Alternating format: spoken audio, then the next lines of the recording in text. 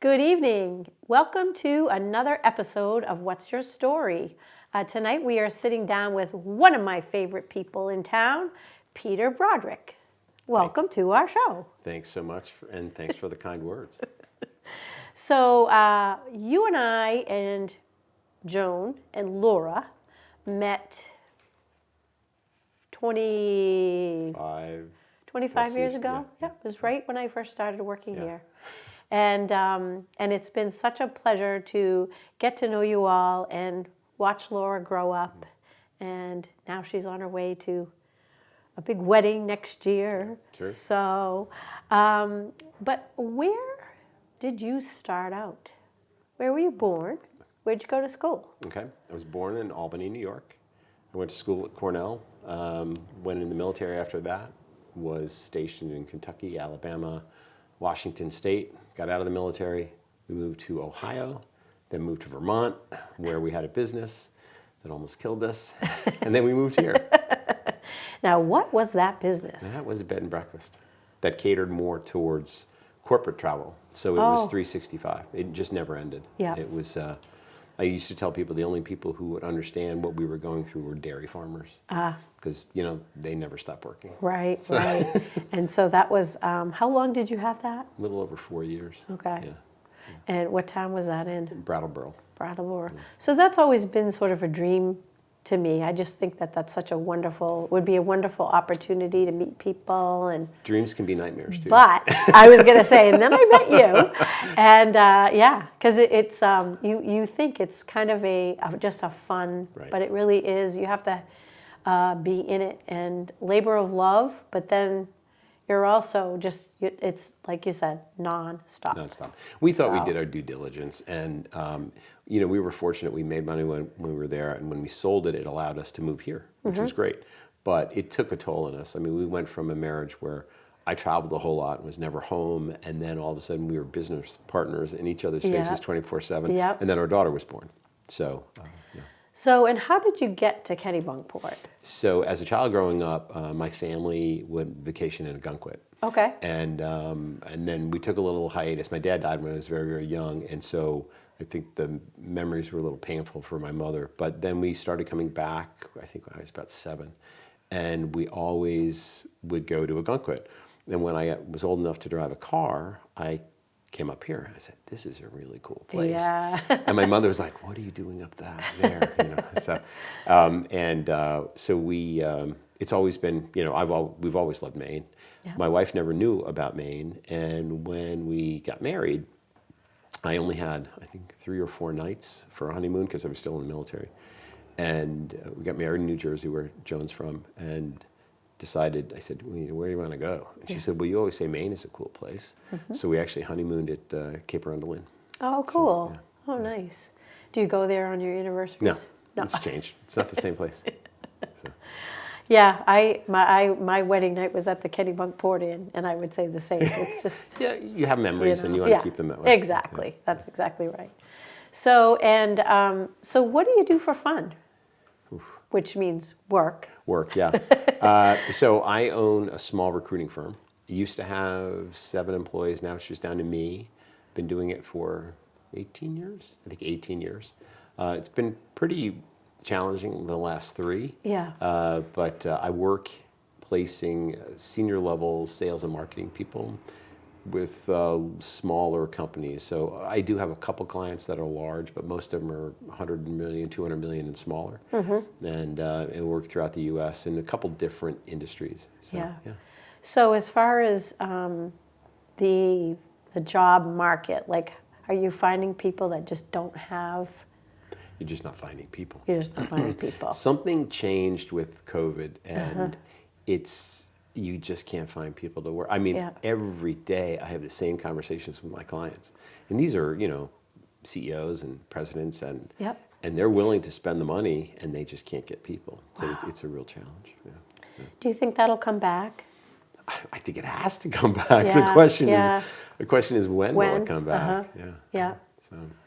So what do you do in the meantime? Like, are there people that will do like a contract for? Well, yeah, I think as a recruiter, especially if you're a solo recruiter, I do have some offshore support when I need it, Yep. and I used to have a bit more of it. But you have to, so most of what I do is permanent placement, but I can also offer contract staffing. So that helps fill, companies' immediate needs. Yep. And you can also do fractional. So if I'm working at a higher level, so say C-level or VP, sometimes people say, hey, listen, I don't need a chief marketing officer full-time, but if you can get me somebody who's 50%, 30%, Yep. and that's what we try and do Yeah. to make a difference. But it still is a challenge. I'm sure it is. So when you cast the net, how does that work are you looking on certain sites? Well, People yeah, get in touch and with you? it's very interesting how recruiting has changed so much in the years. So it used to be, you didn't have LinkedIn. LinkedIn is the 800-pound gorilla, sadly. And although there are other places to go, it used to be you would call into a company, and then people would pass you around. And you got people, and then it was usually referrals. Yeah. And that still is the best way to find people. Yeah. But no one works in an office, or no one has, or if they do work in an office, they don't have extensions anymore. Everybody has their own cells. So it's a challenge to try and find the cell phone number of people. Oh, So you okay. have all these different little apps that scrape information off Yeah. off the internet, and that's how you try and find people. But you use tremendous number of tools. Yeah. And the technology is just amazing. It's if I didn't have to do the recruiting, it's a lot of fun Yeah. from the standpoint of using technology. But yeah. Yeah, I have a friend that's looking for work right now. She is a nurse. She's also a nurse practitioner. And so she's been working in the field for 40 years. And she is now out in the market looking for a job. And she said it is like, it's not for this side of it. Yeah, that's interesting because normally in the medical profession, especially nurses, they are snatched up. Exactly. So they're usually people looking, and of course, the nurses who do the traveling, it's a great way to make a lot of money because I know people who are nurses they live in Portland, but they're a temporary nurse, so they're making 2 to 3 times as much as the nurse that's down the hall from them. Right. And that's a little tough. Yeah, it is. Yeah. It is. So, but yeah, it's interesting. That I think is one of the more frustrating things about my job is when I have a conversation with a very good candidate, but I don't have the opening. Okay. So it's like you have the opening for certain roles. Yeah. But I have candidates that fill other roles. Yeah. So Yeah. Well, you just have to reframe what you consider a success to be. So every day when you go in, you say, okay, well, I know I'm not going to make a placement today, or I know I'm not going to get this job order today, but as long as I contact these many people, I have these many conversations. Yeah. Conversations, that's the biggest challenge, and if you can find, anytime I can have a conversation, I'll take it, even if it's not going to lead me to something. So. yeah, because you never know. You never know. They might say something. Yeah. So you mentioned this, the military. What branch? Army. Army. Okay. Yeah. And where were you? Most of the time I was at Fort, well, now it's Joint Base Lewis and McChord, so and I flew Black Hawk, so that's... Tacoma? Yeah, exactly. Okay. Yeah, which is a great place to be as a pilot. Yeah. Because you have mountain flying, bad weather flying, over water, whether it's Puget Sound or the Pacific Ocean, you fly the desert in eastern Washington. It's just a great place to hone your skills. Wow. How long were you there? 4.5 years. Yeah. Yeah, so... What was that like? Living there or being in the military? Both. I loved being in the military there. And I loved living out there then. I have no desire to even step foot in the state of Washington now. So. Has their coffee gone downhill? Yeah, a lot of things have gone downhill. So, So what was that like being, flying? You were... It was great. It was great. I mean, it was... I'm flying, I was a commissioned officer, and not to bore you with all the details, but in the Army, the best pilots are the warrant officers. Those are the guys who all they do is fly. Yep. And whereas a commissioned officer, you have other responsibilities. So they're the better pilots. And that's what's kind of weird about the system, because you rate them as a commissioned officer, they report to you, but they also rate you on how you fly. Oh, This okay. it's a little strange. But it was great. I really enjoyed it. I just was I thought at the time I wasn't, I didn't want to be gone all the time. And I was gone all the time. Yeah. We were part of a unit that would go all over. You'd get a call and it'd be, hey, Captain Broderick, get your bag, come on in. It'd be 2 a.m. I'd roll over and I'd kiss my wife goodbye and say, I have no idea where I'm going. Yeah, yeah. So. And you couldn't tell. You couldn't tell. Yeah. So. Oh, it was wow. okay. And that's scary on both sides because you don't know where you're headed, but for her too to be. And that was before cell phones. It was before, it was really funny that way. I mean, it was still the point where we'd be out someplace and my wife would write letters, and it was nice actually in a lot of ways, but it wasn't this instant, oh my God, where is he or where Right. Would you recommend that for somebody's career path? To be the military or a pilot? I'd recommend it highly. I mean, frankly, I wish more people, there are a lot of people who have no clue what the military is even about. It's the vast majority of Americans have no idea what it's like. And they think we're just all order takers. But we tend to be the ones who have to make the split-second decisions. And you have to base it on whatever knowledge you have available in front of you right now. Yep. So, no, I think it's great. It teaches you great skills. I was very, very fortunate to be not only to get the assignment that I wanted, but I was a general's aide for a while, which was a lot of fun.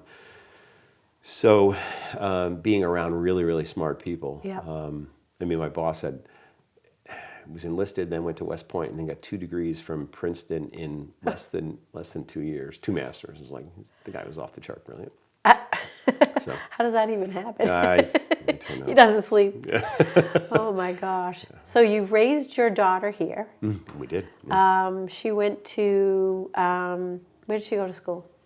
For college, or she went local to the Kennebunk, through the Kennebunk school system. RSU 21. Yep. And then when it was time to go to college, she looked on a map and chose a place that was about the furthest away she could go from here, which was in Claremont, California. She wanted warm. No, she wanted warm. She still wants warm. She texted me today. She wants warm. So she went to school at Scripps, which is part of the Claremont Consortium, and she was a runner. So she ran that school system, which is fabulous. Yeah. She ran for Claremont, Mudd, and Scripps. Those are the 3 colleges. And now she's engaged to a runner from Claremont. So there you go. So, yeah. So you're all runners. Everybody. Do you run races together? A long, long time ago, I think we did.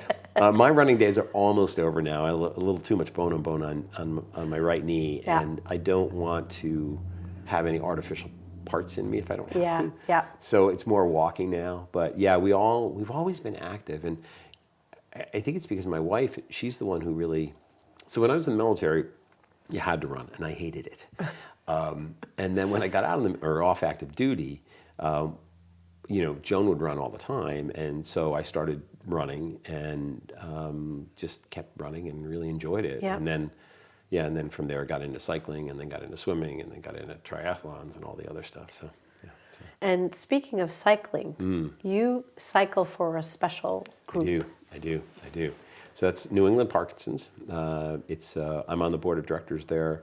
This is our 16th year. It's a great organization. We've raised so far in the 16 years that we've been doing this over $11 million for the Michael J. Fox Foundation. We just hand it right over to them. Wow. It makes it a little easier, and it's a very special organization. It's made up of just amazing individuals, and I look at our board of directors, and 3 of our directors have Parkinson's, and they're all self-made. They're all just brilliant guys, and they're working through some challenging times. Yeah. So, yeah. How would one donate to if you were riding? Like, how does that work? So if you wanted just to donate, you just look up New England Parkinson's. I think it's New England Parkinson's. Google New England Parkinson's Ride. Yep. And then you can donate direct, or you can donate to a team. Okay. Either or, it goes. The money comes in That's to nice. us, and then if it goes to, there's a little rivalry between teams. So I'm part of Team Woods, which is the founder and how the whole ride started. And so we used to be the #1 group. There are a couple other ones who are, and we're thrilled. I mean, we're still raising plenty of money, but they're raising even more. So it's great. So Mike and his wife Donna took Greg and I to this place in Portsmouth called Jimmy's Jazz Club a couple of weeks ago. And the musician Ronnie Earl, he came out on the stage. You could definitely tell there was something going on. But when he sat down and he started playing his guitar, amazing. It was incredible. So when I was in the military, my second general that I was an aide to, the first time I met him, I looked at him, I said, he's got Parkinson's. It was obvious. He had no affect. He had a slight tremor on his left side, and he had been misdiagnosed. Wow. Now, he was a gunship pilot, and so he would fly. He would be in his office, and he'd yell out, and he said, Pete, get an aircraft. So we're going to go to McDonald's. I'd call down, and we would have to get a SIP, so a senior instructor pilot. Yep. And they would fly. I'd take them out to the flight line. They'd go fly, and he'd be in the car, and you could see him just shaking like this. And he'd come back, and I'd look at whoever he was flying with. I said, "How'd the boss do?" And he said, "Amazing." Wow. He's just because they can focus. Yep. It's one of the reasons why. Boxing, dancing, those are all activities that people with Parkinson's are encouraged to do. Wow. Because you're using different parts of your brain and Yep. body, and it's amazing how you can isolate. Wow, So. wow, that's amazing. When, excuse me, when Mike and I were at the show, and this gentleman, I had no idea. I mean, it was just, and he came out on the stage, and it was just, it was it, right, Mike? It was incredible.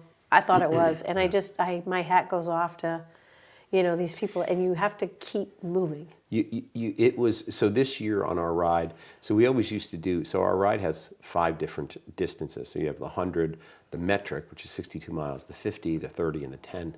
And it's out of Old Orchard, second Saturday in September, a little plug there.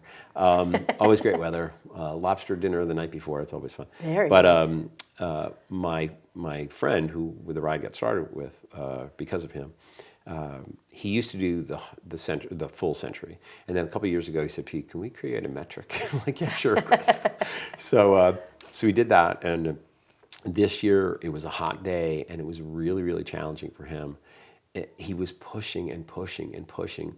And there were times where like, Chris, you don't have to do this. You don't have to finish this ride. Yeah. And he was stubborn as an ox. And so we kind of surrounded him, the 4 of us. So because what he would do is he would start leaning, going out towards the road. Oh. And so we'd push him back. Uh-huh. But to watch him focus to finish. Yeah. And when we finished, so it starts and stops at the ballpark in Old Orchard. Yep. And we turned in, and we normally wait for the whole team to get together, and we ride in together. He just fell. He stopped, and he fell off the bike. And wow. Police officer ran over thinking there was a problem, and I said, no, he's just stubborn. But, so it's just, I'm in awe of these guys. Yeah. They're just, it's truly amazing. Now, you did this because, is there someone in your family? That's a long story, so we don't have all the time. But so when I was a little kid, my great aunt lived with us, and she had a friend from the old country, from Sweden, who would come by and visit. And his wife would shake like you would not believe. And as a 6-year-old, I'm looking at this lady, I'm scared to death. Yeah. I have no idea. And then, so that was kind of in my memory, right? And then it's just always been around me. So when I was in the military, my boss, and then I go into the corporate world, and the president of our company, who was such a great guy, he gets it. Wow. And then I was down in Katrina, down in Louisiana in 2005 doing cleanup. Yep. And I meet Chris Woods. This is the guy that the ride all started because of him. So he was 41. He came back from Katrina, and he was diagnosed with Parkinson's. He was a cyclist. We connected when we were down there. We had similar passions. And so he called and said, hey, I got diagnosed with Parkinson's, and there's this charity ride. It's called the B2P, Boston to Portland. It actually was it was Revere to Old Orchard. Oh. It was the beach worst. to beach. Yeah, it was the worst ride ever. The guy who laid it out didn't know what he was doing. Bad beach to bad beach. It was on roads it shouldn't have been on. Wow. It was horrible. So we did it 2 years, and it's 100 miles. Both years it rained like crazy. Yep. And so then the guy decided he wasn't going to do it anymore. And Chris and his family, Chris comes from a very supportive family, a ton of siblings. Yep. And they said, hey, we'll take over the ride. And he wouldn't give us the rights to it. Oh, wow. So then we formed it up here. Yep. And that's how it went. Yeah, so when you do your practice rides, you sometimes end at Michael's Pizza. Did you know that they sold? Retired? Yes. They retired. He was so great, just a great guy. In fact, our group is going to take him out to dinner. Oh, good. But we're not going to go out for pizza. So that was great. He was very, so I ride with guys who've been riding together for 30 or 40 years. Yeah. I'm the newbie, right? Uh-huh. Wow. I'm only been riding with her 2 or 3 years. But that was great. It was, we would ride it varied from Tuesday or Wednesday. And we'll get out there usually late April. Yep. And then wrap up. I think we kind of ride in November, and that was about it. So if there's a freak day when it's really warm, most of the guys are retired. So, we could always ride like on a Sunday or something like that. But, I haven't been there. I haven't been to Michael's in probably a month, and I felt so bad that I didn't make it in. But sometimes it's also like you don't want to go because then it's kind of that, well, where the heck have you been? Yeah, well, that's I suppose. But I was a frequent Michael's Pizza fan. I hope the new owners, they're young, Yeah. and they've been shadowing for a while. Yep. The concern I would have is the old owner has all the connections from, it's all Greek. Yes. So you would know that. So I would hope that the people who would continue to go there, because the pizza's great. Yes, it is. Yep. And it's just, that's all you need to do sometimes. Yeah. Is just have one product, do it well. Oh, yeah. So holiday plans? Holiday plans. My daughter and future son-in-law are coming in. They live in Rochester right now. Yep. I don't know how long that'll last. Her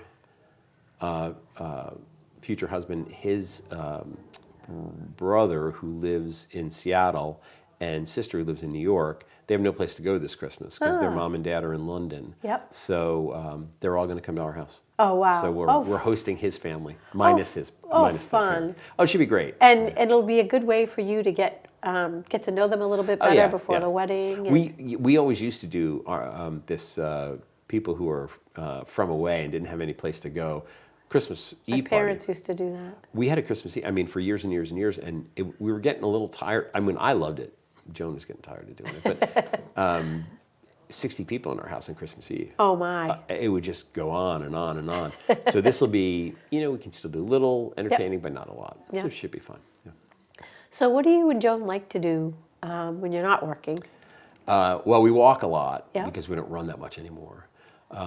We have a passion for wine. So if any chance we can get to go out to California, we would go. Joan likes to hike. I like to hike, but it's a different level. So we summited Katahdin this year. Yeah. And Joan thought it was just great. I was like, yeah, okay, it's great. I almost died. You get up there, now what? Yeah, it was, but anything that we can be outside most of the time. Yeah. I love to cook. Joan's a great cook. I don't think she loves to cook. So we're a variety of different things. We don't go out as much as we used to anymore because, as Joan always says, we're good cooks and we have better wine at home. It's so true. Yeah. So it's good. It's all good. So if I were planning a trip to California, where would you suggest? Well, if I had a week. Yeah, I'm just in love with Mendocino and that area. It's California is just a beautiful state. So Central Coast is great if you want to be around Santa Barbara and what have you. It's beautiful, and certainly, San Francisco sadly has kind of lost its shine. But if you go above there and get into Marin County and Sonoma, and then Mendocino, it's just fabulous. And we love Fort Bragg, not North Carolina, but Fort Bragg, California, which is right on the coast. Yeah. And then Philo and Boonville, which is in I guess that's the Anderson Valley, which is in Mendocino County. Yeah. And you can go hiking in these and this is the kind of hiking I like, in these small redwood forests. Okay. So it's not Humboldt, it's not that, and it's manageable. It's hard to get there, so it's never really terribly crowded. Yep. Botanical gardens out in Mendocino are fabulous. Oh, wow. So seafood is great, Yeah. because there's a whole fishing fleet that leaves from there. So Yeah. that's my recommendation. Okay, I think I'm going to It's have more to real put it on my California. list. It's not. It hasn't been beautified. Okay, okay. Gotcha. Do they have, are they part of fires at all, or? They haven't had a whole lot. I mean, but they're very close to Sonoma County, so Yeah. and that's why our daughter left California. She was tired of evacuating. Yeah. The Sonoma County is another great place to go. I highly recommend that. Napa's a little too snooty for me. Yeah. It's beautiful, but so Mendocino has been pretty good. They get a lot of rain, especially right on the coast. Yep. And they get a lot, if not rain, just a heavy wet fog. Well, I guess fogs are wet, so so it keeps everything kind of damp, which is kind of a good thing. So. Are you on any committees here in town? Are you doing anything that? No. It used to be very active, as you know. I was in the library board for 6 years, Yeah. president for 2. Right, and I used to be very active in my my college alumni association. I'm not at all anymore. So it's just the New England Parkinson's Ride and Yep. my business. That's what I do. Yeah. Well, that's a lot. That's a lot. When you get down to, I mean, we all have different roles on the board, and so mine is kind of road management and marking roads. Yep. So when you have 200 plus miles of roads to mark and checking on the course, how is it going to change and what have you? And granted, that's really August and early September. Yeah. But there's a lot to do in between it, so it kind of keeps me busy. And that's busy. Like, how do you get out there and? Oh, this is such a typical Maine story. So to mark the roads, I've marked them at all different times. So if I'm marking through Kennebunkport or through Saco or through Biddeford, I'm usually doing it 5 in the morning, 6 in the morning, Yep. sometimes late at night. And one time I was in Biddeford and I was marking, and it was probably 5 in the morning, 5:30 in the morning. It was light enough, so probably 5:30. And a lady yells at me from her window, and she thought I was tagging. Oh. And I was like, no, I'm marking roads for a ride. Okay. And then another time I was in Arundel, and I was marking right near where Limerick Road starts, coming off of 111. Yep.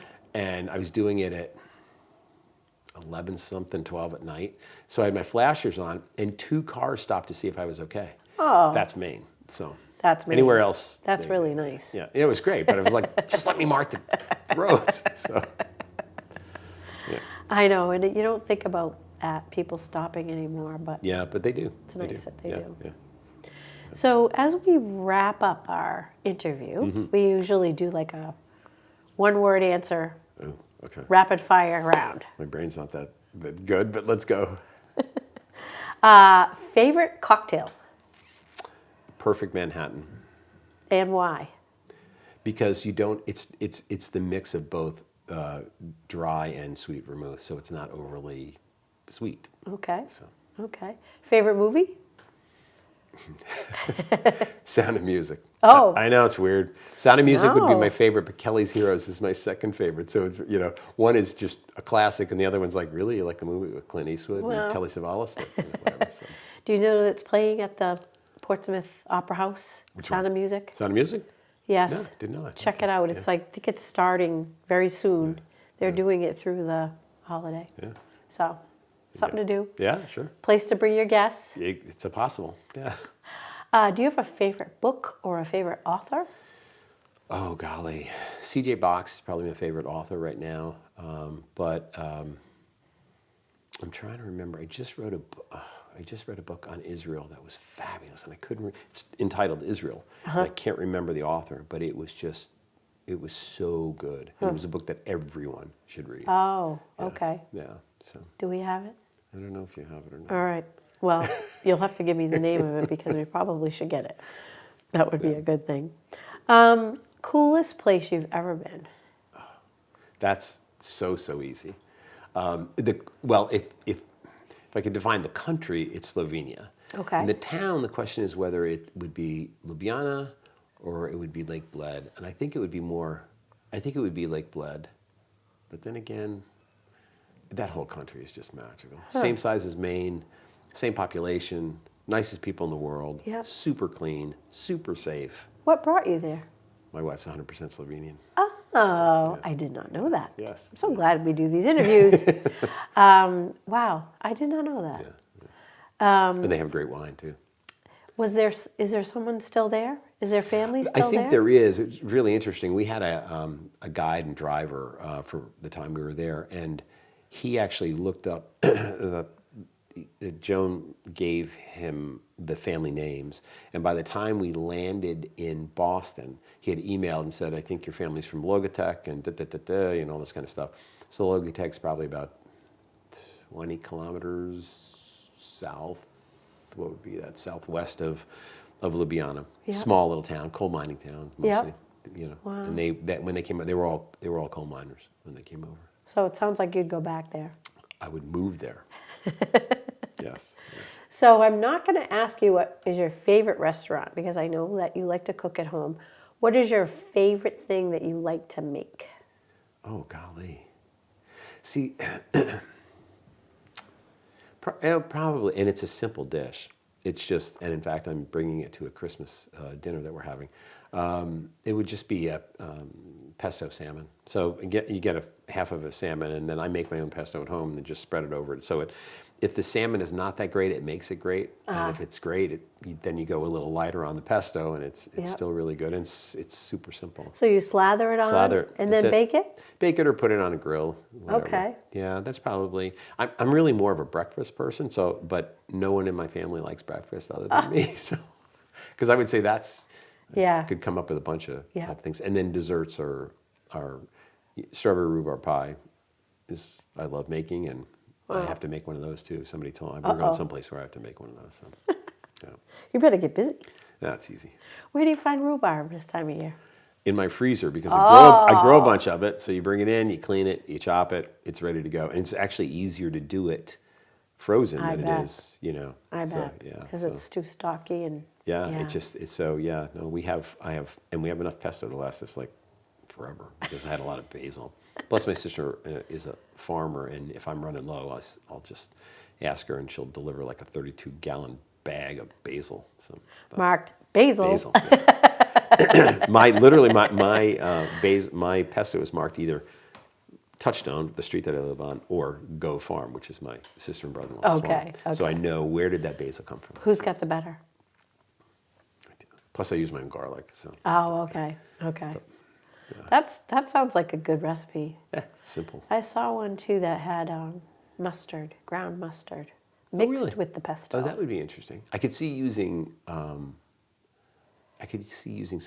some bitters, like like leaves and what have you, to change it. But that would be interesting. You can do anything with it. I know. But that sounds like probably a nice presentation too. Yeah. And I mean, we used to love putting pesto on, and the reason why we have so much pesto now is we don't eat pasta that much anymore. So we don't eat that many carbohydrates. So it's like ho hum, So. Well, there are some gluten-free options out there. It's not so much the gluten; it's just getting away from carbs. I gotcha. Which is life-changing. Weight drops off, cholesterol goes down. It's just like, wow. Something I need to do. But it's so hard. It is. It's really hard. I drink my carbs. Well, thank you for sitting down with us. This was great. Tonight, really and we really appreciate it. And hopefully you'll be here for many, many, many more years. We'll see. So we do love it. It's a magical place to live. So, and Mary Lou, what you do here is beyond amazing. So it really is. It's a group effort. Yeah. So thank you all for being here tonight, and thank you to our producer Mike Kelly, who I always forget to thank. You don't see him, but he's here and gets everything arranged for us. So we really appreciate that. And thank you, Peter.